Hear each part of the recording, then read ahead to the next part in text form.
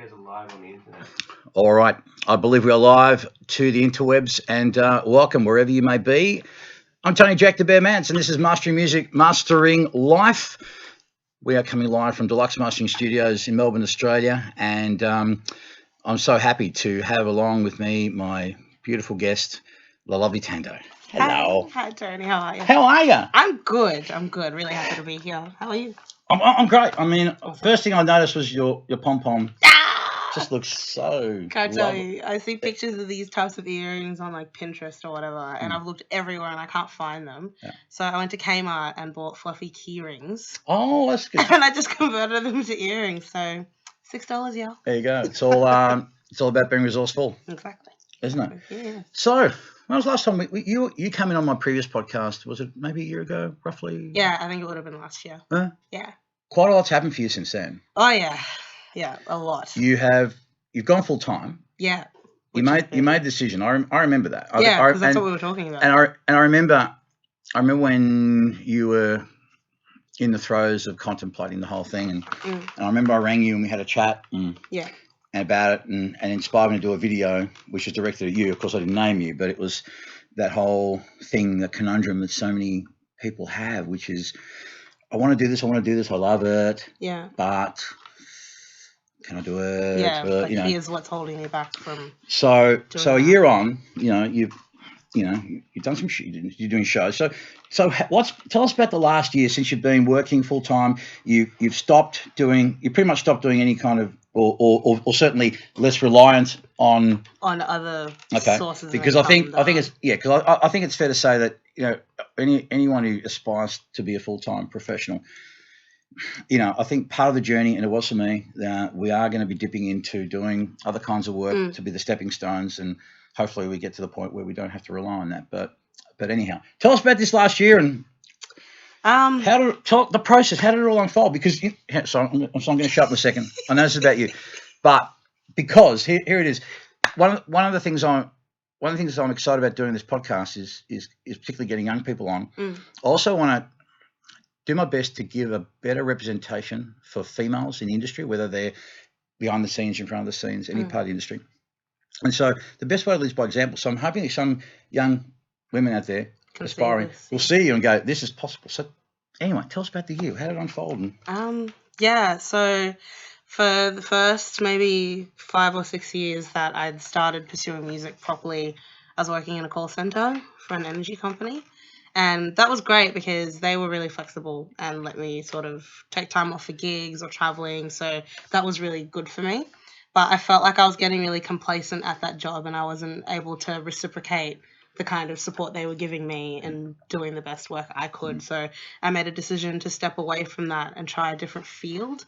So I went into life insurance thinking, cool, it's something new, it's totally different. It'll inspire me to, challenge myself and what my skill set is in a professional role, professional being not creative. That's how I distinguish the two. Sure. So I was at this job for 8 months and it absolutely destroyed me. And I remember there was one day I was just sitting at my desk. I'd just gone off the phone with a financial advisor talking about this 30-year-old life insurance policy. Like all this stuff kept going over my head. Yeah. I just didn't get it. Yeah. And I finished that call and I thought to myself, what am I doing? Like I'm wasting time. And like I'm 24 years old.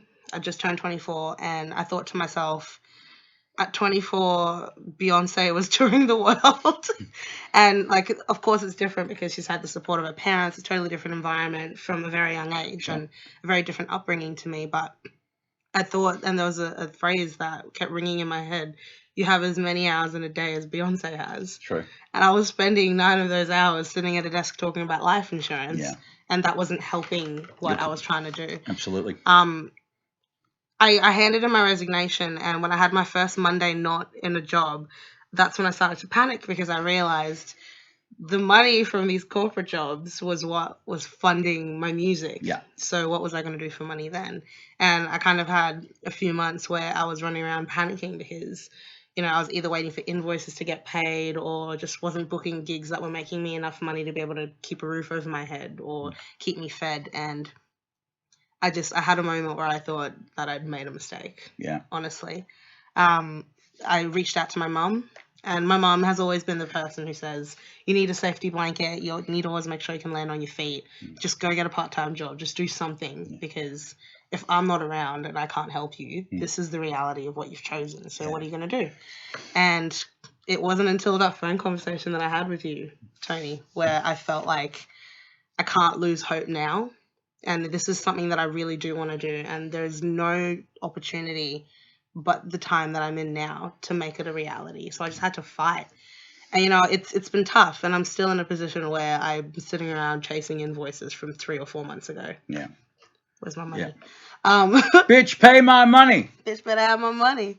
But like in all seriousness, I think the thing that keeps me going is just looking towards the future and sort of realizing that I'm living my best life now, because I didn't want to look back when I was, you know, older and realize that I'd thrown away the opportunity to actually pursue it. And it wasn't until I believed that I could have a sustainable career that destiny started to manifest itself in my life, and things are slowly starting to fall into place. But I think the biggest thing that's helped as well, and this is something I'm really, really excited about, is for so long I didn't think or have the confidence in myself to be able to teach. Right. And I've started teaching. I'm so new to it. It's only been a couple of months, but it is the most fulfilling and inspiring thing, working with young people and being able to share some of my knowledge. And like I've only been doing this properly for about 6-7 years. You know what I mean? Welcome to my world.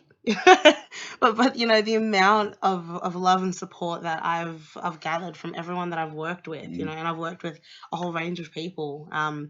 All the knowledge and all the things that I've learned from them, I'm able to pass on to, you know, people as young as 8 years old is my youngest student. Yeah, wow. And just to see that glimmer of hope and inspiration in their eyes when I let them know that this is a reality if you work at it, you know what I mean? And you're in such a good position because you've got all the support and love around you. Your parents are paying for lessons for you to come and, you know, better your craft. Do not take this opportunity for granted. Here's what I know, take it and make something of yourself. And I really truly feel like that's given me a much greater purpose. Absolutely. I couldn't agree more. And I'm never ceased to amaze me as other people, mentors I've had in the past have said the same thing to me, which is, you know, you're thankful for what you get from these people, and you are, because they give you wisdom, encouragement, support. Yeah. And yet they'll always say, you know what, I'm actually probably getting it more of than you are. Yeah. Yeah. And I find that to be very, very true. Absolutely. You know, and it's just so much of myself, and like the way that I sing and the way that I perform and connect with people now, that has changed and grown so much since I've started teaching. And again, it's only been 3 months, but the feedback that I've been getting from friends who come to all my gigs to like in the last couple of months has just been about this vast improvement. And it's just because I'm getting that inspiration from giving it to someone else as well. I really feel so good. That's all. You can tell. I love you're just beaming. Yeah, no, it's amazing. And like the one person that I really have to thank for that, my mentor is Dan Hamill. So I teach at a school, and he had Shout out Dan Hamill. What up? Yeah, we had like the biggest breakthrough moment together, and he made me realize so much of myself that I wasn't aware of, not only as a singer and as a performer, but as a person. And he'd only really known me for, I don't know, a couple of weeks. And we had this, you know, 2-hour session where he was teaching me how to teach, because that's something I didn't know how to do. Because being able to sing and perform is totally different to being able to offer that skill set to someone else. Like there's ways you got to go about it. So I think there's certainly a knack to it, and that just comes, I think, to just feeling people and connecting with people and resonating and having an empathy with them, because that's what people are feeling exactly when you're dealing with them. And knowing that everyone is different, like everyone responds differently to different ways that you do things, and there's no cut copy way of being able to teach someone, because you got to get them to trust you. Totally. And they need to trust and believe that you have their best interests at heart and that you genuinely want to help them. And I think this is why the people that have always had the biggest impact in my life and on what I do are the people who I really truly felt were there to help me and not for what they could get out of it. Yeah. And I've worked with a lot of people, so like I know instantly. You know what I mean? I think most people do. Yeah. It's that saying, you can't bullshit a bullshitter. Yeah. And some people may but generally speaking, I think when people are really in tune with themselves, we'll pick up straight away on it. Yeah. But again, even from the perspective of someone that is doing it, when it comes from that place of genuine, I'm here to serve, I'm here to help, because for no other reason, I have no expectation, I have nothing. I'm just doing it because I want to, and I really feel that reward is greater than any other shortcoming, be it financial or whatever. Yeah, exactly. Exactly. So wow, that is so good. I love it. Yeah. I love it. And you know what? Like, give me 10 years, I'm start my own singing school, and Fuck yeah. I'm gonna be the principal, and I'll have like 100 teachers and all these students, and it'll be amazing. But like, I love it so much that I really just want to give people the opportunity to experience what I experienced when I was with Dan, because that honestly was a huge turning point for me. And because it's still so fresh, I'm just like, I'm so hungry to just keep learning and developing more. And absolutely, like I thought I knew everything I needed to know as Thando on stage and how I perform, but I'm now constantly pushing the boundaries of what I feel is enough. And it's you also realize, as you get older, you have more to learn. And just again, in my recent experience of life, it's like and I thought, you know what? I thought I had some of these things licked. I thought I had some of these issues down. I thought I kind of got to the bottom of all this. And then, boom, something happens and it goes, oh, excuse me. Yeah. No, not quite. There's just a little bit more here. And that little bit more usually is quite a big thing.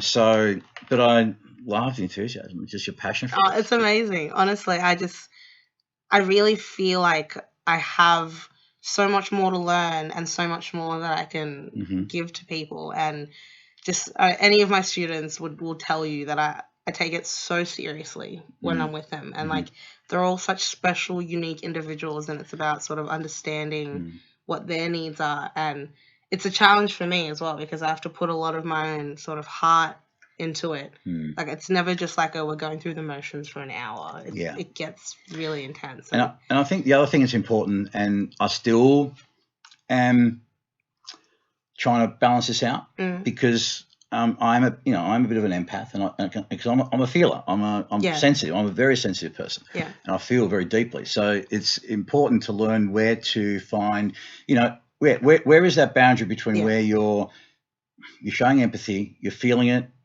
they know you're there and you're in it with them, but you still have enough presence of mind and objectivity to see the shit from the clay. Yeah. And be able to give, because the best advice I find has always been given when we give it to others. Yeah. When we're not involved, even if it's someone, whether it's close or not close to us, particularly if they're not that close to us, it's even easier. Yeah. We just access wisdom.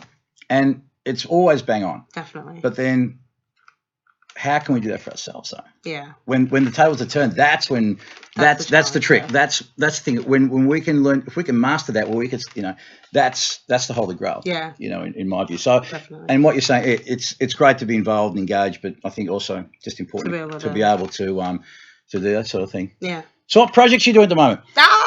Oh my gosh, I'm glad you asked. When I say we, it's my partner and I, Henry, who's also my producer. Yes, I do. We have been working on a single literally for the last 9 months. Yeah. And it's one song, but we're so close to the end of it. So we've been working with Choi, Ivan Kachoyan. Yeah. Shout out. He's done an incredible job putting it all together, and it's called Numb, and we filmed a video for it a couple of weeks back. So it's all sort of coming together. And I'm just really excited to put this out because it's totally different to what people would have heard from me before.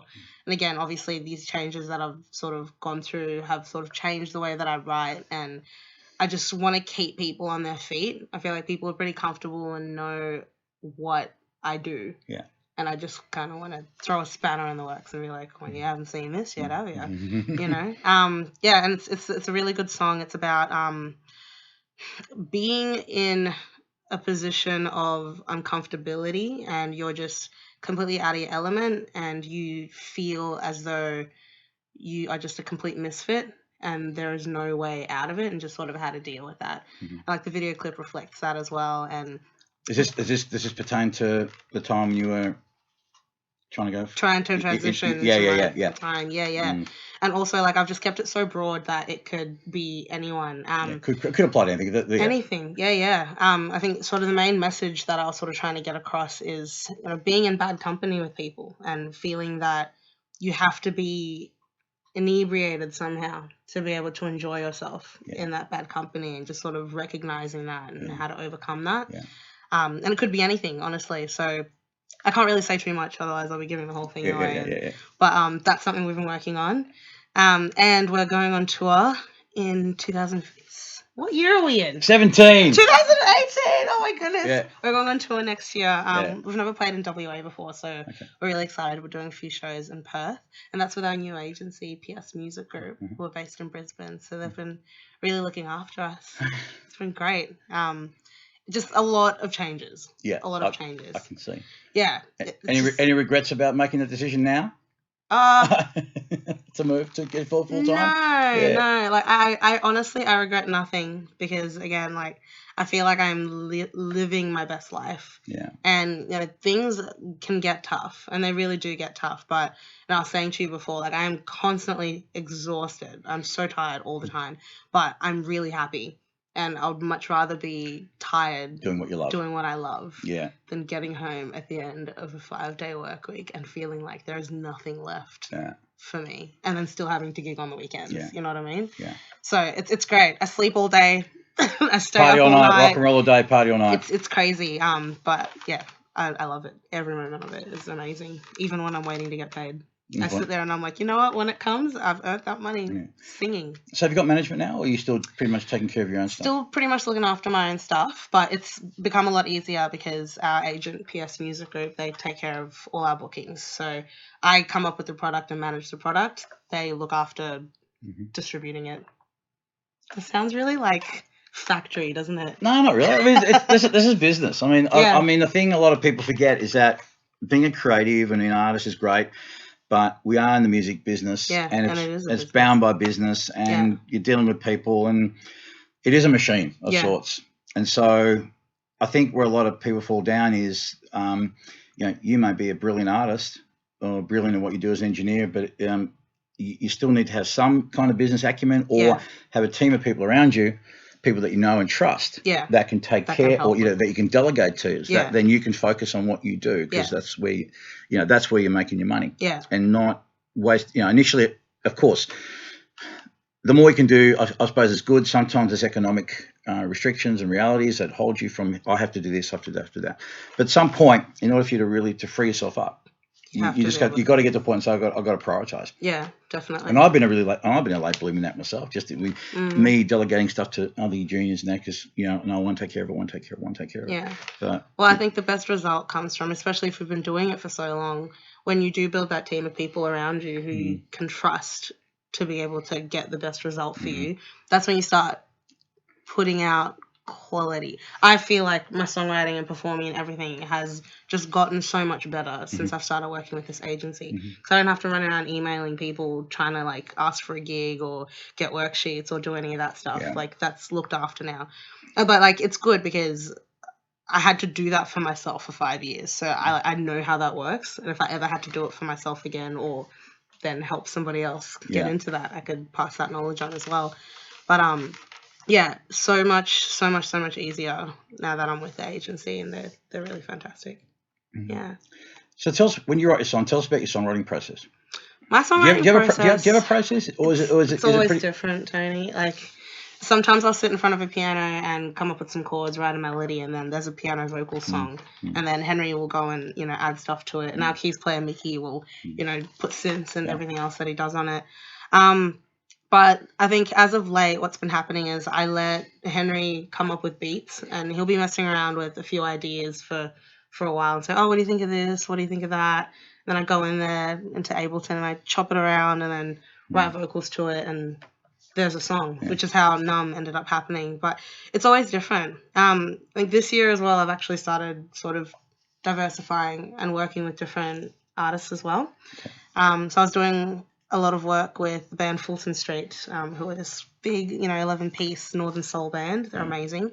And Jamie Stroud, their bass player, is a motherfucker. He writes such amazing songs.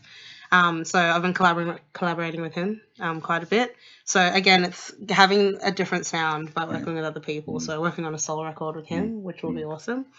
And I've done backing vocals for a few different acts as well. Like I did, my friend Leona and I did BVs for Dallas Frasca. So All right. yeah, they're the last album as well. So like we're all over that, and every time we hear it, we're like and it's so different to anything that we've done. And again, it's that process of diversifying and working with different people, and that sort of shapes the sound. Yeah. I think again, I'm not an expert on singing, but I think a great singer, I think also would be able to do great backing vocals. And I think it would take, correct me if I'm wrong, but I imagine it would have to take some level of humility, because singers generally are quite, you know what I mean? Yeah, it's all about they me. know their It's about place me, and- bitch. So for you to sort of have to step back and support someone else when you probably think, I could do that, and you probably could, maybe better for that matter, but that's beside the point. But nonetheless, you're still putting yourself in there. yeah, you know. So you know, I think a well-rounded singer, I think would have to be, and Absolutely. and let's not underestimate how good backing vocals are and how they help and how they can enrich stuff. And BVs are tough. Like I feel like people underestimate how much work it actually takes to be a backing singer. And if they're offered the opportunity to, yes, they might want to be in front, but if they turn that down, they miss out on so much experience that they could gain for themselves as a front person. You know what I mean? Mm-hmm. And these BV gigs I've been doing, like they are tough, but again, it's part of the thing that's helped shape the artist that I'm becoming. And it's never just, you don't stand in the back and just sing oohs and ahs. Yeah. You create a vibe and you're part of the frame that is the singer's portrait, and it's so crucial. And sometimes backing vocals can make or break Sure. a record, you know? And it's a performance too. I mean, it's still as part of a performance, and gives you stagecraft skills in terms of, you know, movements, stuff, whatever. Absolutely.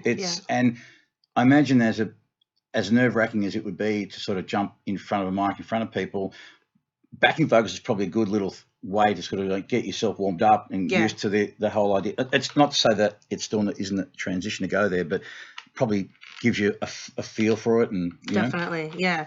And I encourage anybody who has the opportunity, if you're an aspiring singer and you haven't had the opportunity to do anything up front, offer yourself up to doing backing vocals, because like there's a certain level of responsibility that comes with being in front, and you have a lot of pressure to hold the audience and, you know, to give them, and it can be quite emotionally taxing. And I feel like you have to know what the vibe is like on stage and be part of an ensemble and a working unit to truly understand what that is before you take the front. Like everything that I've learned as a performer has come from doing backing vocals first. Honestly, because I've been doing it forever. It's only sort of now I've been doing it. Well, you started as a little bitty girl in church choir, right? Yes, I did. It's like so cliched, but honestly, go to church. That's where it all comes from, I swear. But just learning how to sing in an ensemble and, you know, working with other people. It's all good and fine when you're on your own, but the real challenge comes from when you now have to create a blend with another voice and harmonizing and bringing that vibe. Being part of a team. Even if you are a leader, as it were, it's still important to be able to have vision, how to work with people, cooperate. Absolutely. Kind of work out what fits where and make it all fit. Yeah, definitely. Like I can't stress enough how important it is to be able to have that skill set. And, you know, you were talking about having a level of humility, but I feel like when I'm up there singing backing vocals, I don't even think about the fact that I'm a backing vocalist. I'm like, this is dope. This is my gig right now. You know what I mean? And that's the level of energy that's required. So for me, it doesn't matter if I'm in the front or the back. And that comes and that's what comes across. And I think that's why artists get so exhausted, because it takes energy. It takes so much energy, and that's what feeds people. And that's what people expect when they're paying money. Oh, absolutely. They want all of you. You have to give them a show. You know? And to be able to do that, irrespective of whether, you know, it's a full stadium or it's a small private gig or whatever.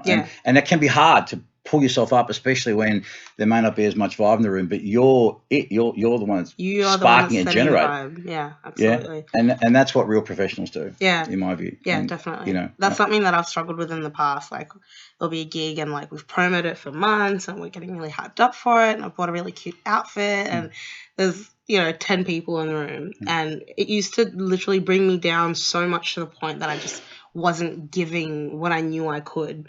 And I've sort of grown up in the sense that I know that even if it's 10 people, those 10 people have paid their money and they're coming to see you, and you owe them that show that you would give, a stadium of 200,000 people, Yeah. And yeah, that's honestly changed again how I perform. It's just that appreciation of every single person, no matter how big or small your crowd is, just to give them the same amount of love. Yeah. Yeah. You know, one of the things that always impressed me about you ever since I met you, and particularly given how old you are, is that I've always thought of you as a, very wise head on young shoulders. But the one thing particularly impressed me was, and I knew you weren't faking this shit, because you can't fake it for that long, is just your positivity. I mean, you have your moments, but your general positive outlook, and I don't know whether you've had any stuff with mental illness in your life, because in our industry where it's an epidemic, it's rife, it's a topic that we come and talk about, because again, I think it's something the more we bridge and we'll talk about it, we can bridge it just through more and more people talking about sharing experience, particularly those who are able to be successful at either overcoming it or managing it or whatever. Yeah. And now, to me, I wouldn't have picked perhaps that. I'm sure you've had your moments, but or when you do have your moments, let's not assume that you have a mental illness or that you battle with it. But just for you, okay, as you've been through your shit, which most of us do quite often, where do you draw your inspiration? What do you do in those moments when it's hard, and people are around you, they're supporting you, and you go, blah, blah, blah, blah, blah. But at some stage, you've got to do something, right? It comes from you. Ultimately, it comes from you. Yeah. So what do you draw on? How do you cope with that? What are your strategies? What are the things that you would say to people like, well, I've had this moment where I felt like that, and that's what I did. Well, my thing is I kind of just, it's really bad, but I isolate myself from every sort of opportunity there is to go out and see people, because I just want to work it out for myself. Like, I've had moments, and like my partner Henry, he's always asked me, like, have you ever considered that you could have depression or that you do have anxiety? Because the behaviors that you display are someone who has that. Like, is this something you want to talk about? And with my upbringing, mental illness was just never a thing. I never truly believed that mental illness was a real illness. And as a result of that, I just thought that I felt like this because maybe I was just sad and just sort of let it go. So I tend to isolate myself from a lot of things. I don't go out to gigs, I don't see people, and until I feel like I've gotten over it, I haven't addressed it, but until I feel like I've gotten over it enough to be able to come back out again and just kind of paint this deluded image of everything's awesome and great and life's sweet and I'm really happy, and not have people ask me the question so I don't have to deal with it. But a lot of it comes out in my music. So when I have my moments of isolation, I just write and write. And I know not everybody has the ability to have that outlet. I think just finding something that will make you feel like you're able to express it, and it doesn't have to be for anybody else but yourself, is the most important thing. And when I write, like, I've got hundreds of lyrics and just feelings on paper that no one's ever seen about my mental state. And it's like a heavy thing, honestly, and especially with the climate at the moment, with the same-sex marriage debate and a lot of people's opinions flying around. That's why I was so passionate about doing a gig I did last week, and it was in support of the yes vote at the Toffin town. And the person that organised it asked me, why are you so passionate about this? And all I could really say to him was, because it makes sense to support same-sex marriage. But I had a moment on my own where I was thinking about how there could be so much hate in the world, and again, it just sort of brought me down, because I was thinking, how can people think that way about other people. Yeah. And then I started thinking about, different races and the fact that, 50, 60 years ago, me and Henry wouldn't be able to be together That's true. because of our difference in race, and that was illegal. And it's just moments that sort of bring me down. But like I'd never, it's not something that I've ever had to address. So all I ever really do is just write it out. And I have no advice to offer on that because all I can say is just to find an outlet, but then not an outlet that can be detrimental, like, substance abuse or, self-harm or anything like that, because that's like, it's not going to help. I think talking to somebody about it is probably the best thing to do. Yeah. But finding that person that you trust Yeah, enough that's to be able to reach out to. Yeah. But yeah, my way of getting through those moments is definitely writing. Yeah. And sometimes those pieces come out in my set every now and then. Yeah. But there's a lot in my psyche that people have no idea. Do you think your faith has anything to do with it? Do you think faith in what you believe, in terms of what you believe in, is something that you lean on, or not? Not so much. Not so much as I've gotten older, actually. When I was younger, So how did it change? So what changed for you in terms of, as someone that was going to church and raised in that tradition, and now what do you find? What do you find is different for you in that respect, and how did it change? I just realized that there was a lot of hypocrisy. Like, religion and faith are totally different things. And at the time that I was realizing that, people picking and choosing what they want to pursue, in the quest of making the world a better place, you know what I mean? Yeah.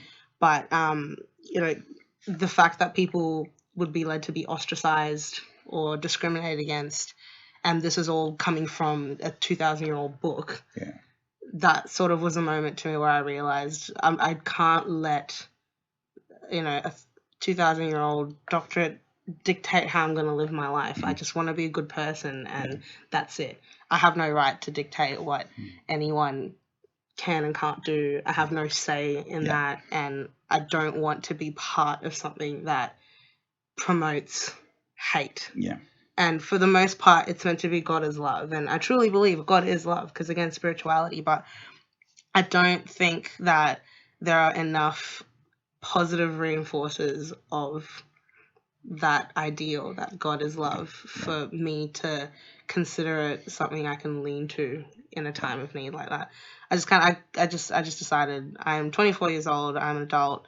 I don't want to live my life based on something that I've been brought up believing.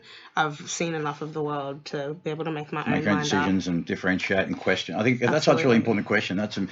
My dad was very religious, and I remember asking questions about the Ark and stuff. Just what I thought were just common sense kind of questions, and yet it was just like, no, because it's the way it is. It's because of the way it is. And that's sort of like saying, well, Superman, how can a man fly? He just does. He just takes bullets. That sort of thing. And there's no definitive answer for anything. And like, who's to say if there's an afterlife or not? Like, when we're all gone, like, we're not gonna know until we're all dead. You know what I mean? So for the most part, just be a good person on earth, and it's sweet. People make mistakes; they grow from it. We are humans, and according to the Bible, like, we came from Adam and Eve, so we're bound to fuck up. It's gonna happen. You know what I mean? So you might as well just not be a shit person. It's like, essentially, just be a good person, live your life to your fullest, and just don't be a dick. Don't be a dick. That's great advice. That's literally the way that I live my life. I think that should be put in the scripture. We should start our own. We should start our own cult. This is blasphemy to the T. The blasphemous cult. I don't know. I'm not starting a cult, man. No. My mum will have my head when she watches this. By the way. Hey, we got a question from Mick. What's been the happiest moment of your life? Directed to you, I'm sure. The happiest moment of my life. Meeting Henry. Actually, Henry. No, sorry. No, all right. Listen, that can be the equal favorite, okay? When something else comes from that meeting of Henry, that'll be the happiest moment of my life. But until such time, probably when I found out that I'd sold out Chapel off Chapel earlier this year, because for so long I'm very sure of my capabilities and my talent. Like, I know what I can do, and I thought that I probably bit off more than I could chew with that show. And like I'd done it the year before, and that was great. And we had Mayfield who did the support with us, and this Shout year out Carla, Carla, Ivan, all the all of guys. them, Yeah. Benny Hughes. I honestly thought that, okay, this show, I'm doing it by myself this year. Like, I'm the only billing artist. There are 250 seats to sell. Let's just do our best to, get the promo out. Let's do the best that we could. And, the day of, there was one seat remaining. And my mind was just so blown that people would pay a $30 entry fee to come and watch me just share my life. Yeah. You know what I mean? And that honestly was probably one of the most assuring moments for me, where I realized that I'd made the right decision to do this. And like, not every show has been a sellout. No, of course. It's never going to be that way. Yeah, but like that one show just like made me feel like I've made the right choice, and I was so proud of myself for coming that far. I was 17 when I moved here from Canberra, and I was like, I want to come and be a singer in Melbourne. It's going to be awesome. And my parents were just like, I mean, go for it. Good for you. Like if it doesn't work out, your room's still available at home. And I had no idea how much I could achieve in such a short amount of time. So I think that was the moment where I realized what I do actually means something to people, and it made me really happy. It's a great question. So you mentioned before about babies. Motherhood is something that I don't know. I don't even know if it's a politically correct question for me to even ask if you want to have a family. Ask me. So I don't care about political correctness because I want to gush about it. So if I'm offending anyone, I have offended you. Apologies, but no, I've offended. If I offended them, they got offended. But it intrigues me. So you can I just assume? Possibly you'd entertain the thought, maybe? Oh, no, absolutely. I want to have like 10 kids. I'm not even joking. This is not a joke, Henry. No, I think my biggest thing, the two goals that I've had in life, even from a very young age, I always knew that I would be a singer and then be a mother. Because ultimately, again, it comes from that want and love and desire to share. And this is why I love teaching so much, because I feel like, oh my God, look at these kids and they love it. And I think having somebody that comes from me and being able to, share my knowledge with them, but then watch them grow into their own person with that would just probably be one of my greatest achievements. And I really hope that it happens soon. It's not going to happen soon. I got to focus on this music thing for a while, but when it does, it'll be a glorious day. Well, 10 kids is going to take a big chunk of your career. Oh, yeah. I mean, look. Look, it's a thing that's going to happen. And like, if I had to choose, honestly, if I found out tomorrow that I'm with child, I would be over the moon. Yeah. It wouldn't be the end of my life, honestly. Right. I look at, women like Jill Scott. Didn't really properly get her start in the industry until she was like in her early to mid 30s. Right. And she's been able to sustain that career with a child. And of course the climate's different, but Kylie Oldest is the perfect example. She is a mother and she's killing it at the moment. So if I had to take a hiatus, I'd take a hiatus and I'd just get back into it. And especially because I know what I know and I've hustled so hard, it wouldn't be difficult for me to just work my way from the ground up again, because at least I can navigate and I've got my contacts and networking. But look, 10 kids. Yeah.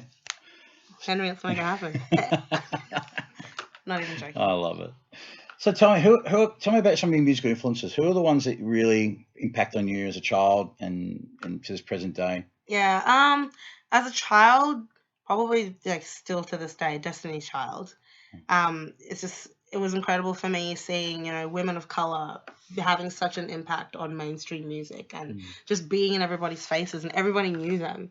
The three such strong, powerful, very different women to each other as well. And like that's reflected in their solo careers now. So, one of them is a gospel singer and is on Broadway. The other does like EDM, electronic house music and R&B. And then Beyonce is just the queen of the music industry, period. I think it's so empowering, especially being a person of color, seeing people of color have that kind of impact on pop culture and what is the mainstream. And it is inspiring and sort of gives me the inspiration and the hope that it's something that is possible for me as well. And it means that things like sexism and racism and discrimination aren't enough to stop you if you have that drive. You know what I mean? I mean, that stuff is very real, and people do go through it and can be held back by it. But what's been your experience? I mean, how have you found it here, and have you negotiated it yourself? Well, my thing was when I first started booking gigs for myself, I used to use a pseudonym. Mhm. So instead of being Thando Sikwila, I was Emily Robinson. Mhm. So Emily is my middle name, Yeah. and Robinson is Henry's last name. Okay. And the difference between the responses Emily would get and the responses I would get when I was trying to book shows for myself was insanely different. Yeah. Like, I could always negotiate better deals, better riders, and things like that. And I'm not saying this is the way to be taken seriously. And I only used Emily for about a year, but it was having that rapport and that back and forth with venues as Emily that kind of gave me the smarts to, when I now started approaching venues as myself, how to negotiate and how to be smarter on that field. But like that even sort of reflected back to when I applied for my first call center job. When I applied as Thando, I wasn't getting any bites ever, and then I changed my first name on my resume. Well, Qualifications stayed the same, I did an interesting study a while ago with some big recruiting agency where they sent out all these CVs to various sort of levels, from very high CEO down to kind of middle range work, and basically the identical resumes were sent. The only difference was the name. Yeah.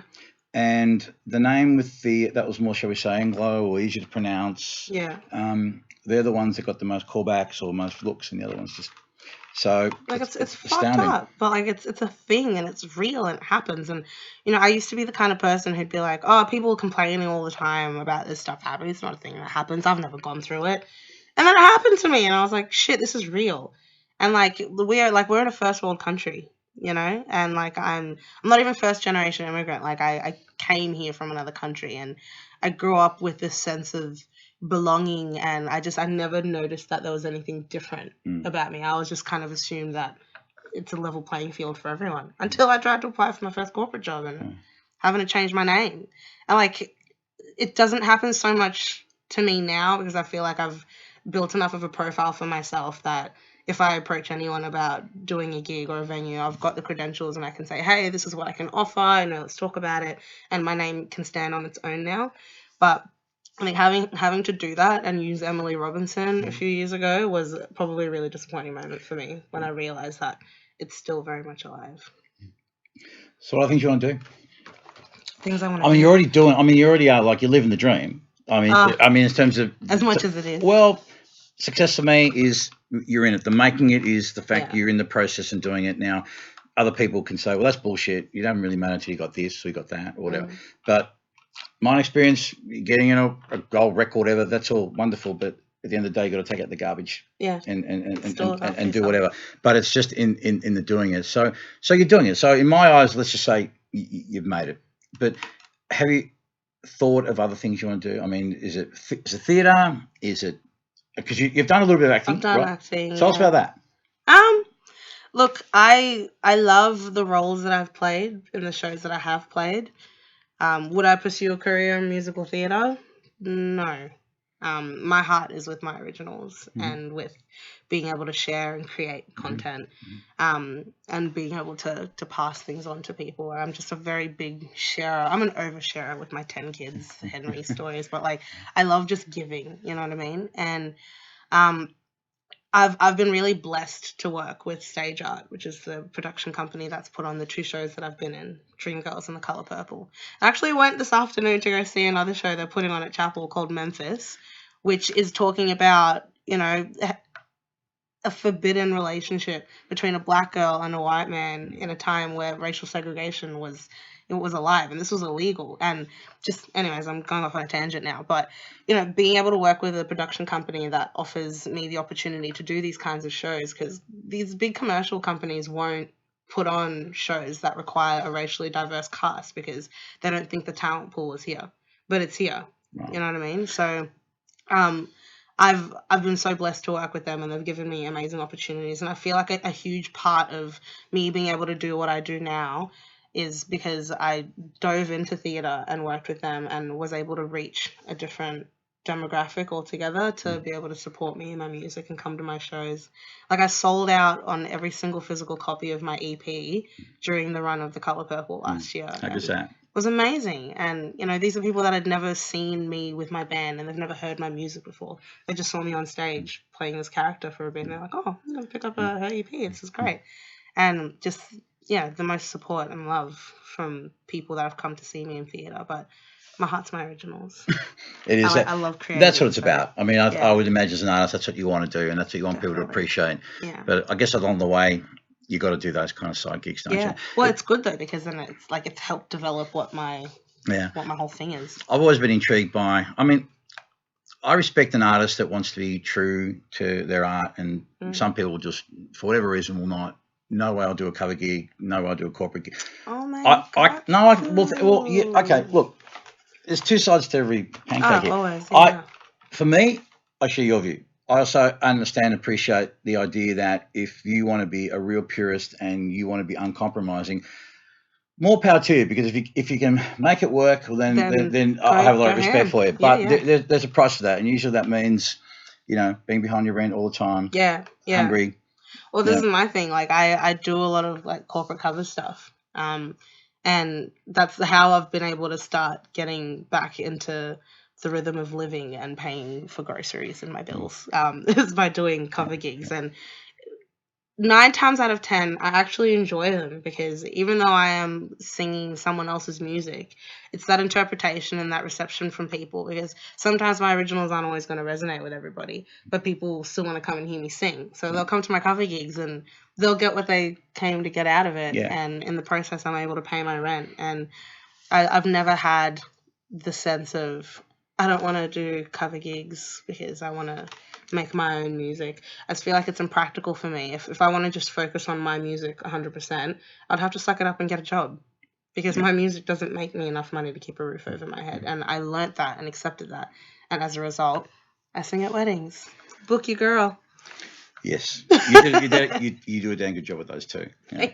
Thank you. Oh my God. Yes. How's I remember. Crystal? How is she? Crystal she's beautiful. What can I say? She's beautiful. And Bob. Oh. Yeah. No, Adrian.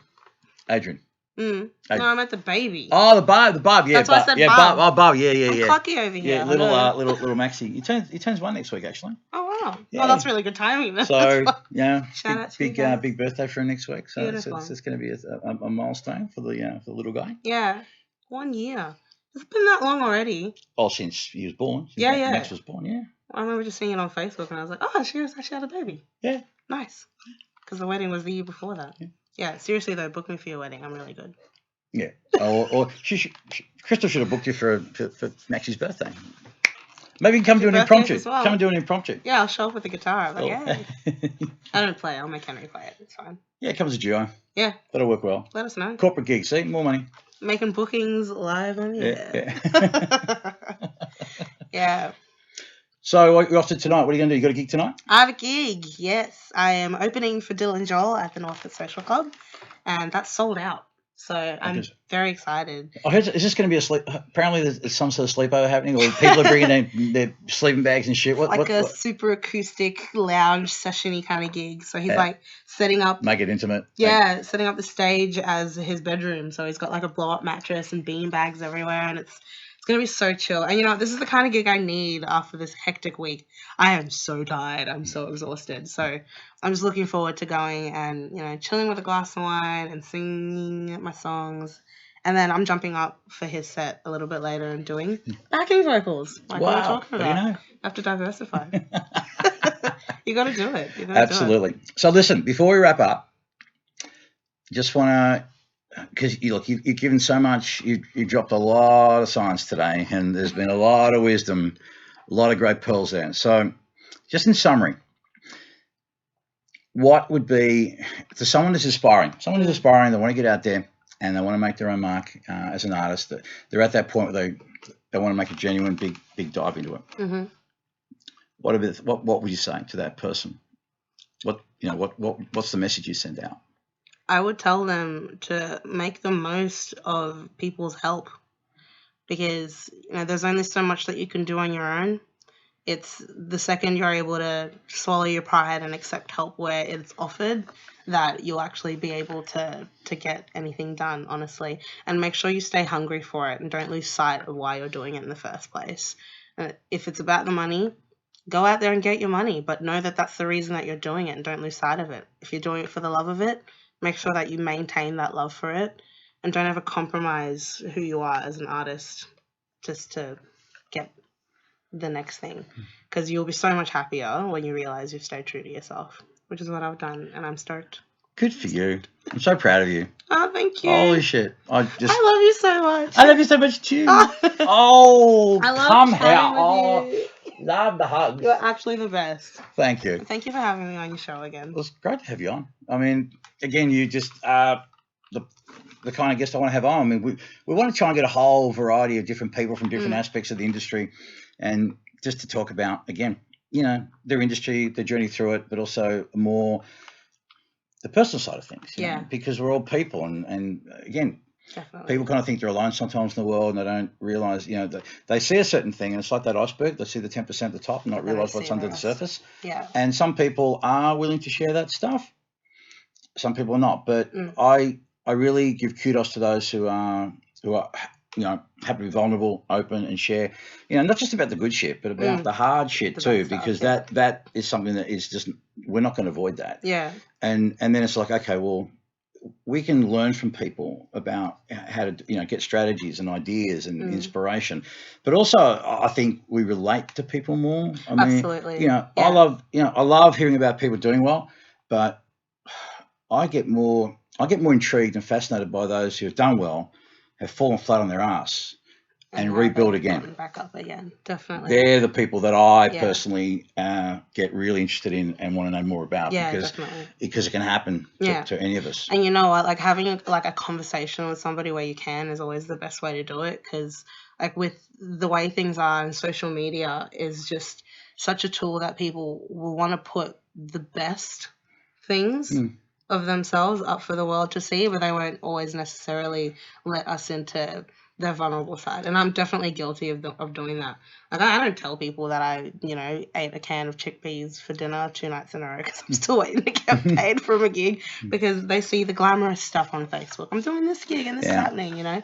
But having a face-to-face conversation with someone and getting to relate to them that way, I think it's important. Yeah, most definitely. Yeah. Right, then, my love. Thank you so much. Thank you for having me. Give our love to Henry. Yeah, we'll do. And we'll stay in touch, and you'll keep us posting what you're doing. And no worries. No doubt we'll get you on hopefully next year. I mean, you just have to be one of those kind of regular people, because you're just the best person to chat with. Give me a call, man. Totally. I'll make time for you always. Yeah. I'm gonna get Carla on Monday too. I've had her on the last one. Yeah. No, I will. I will, because I think again she fits the profile. I mean, she's badass.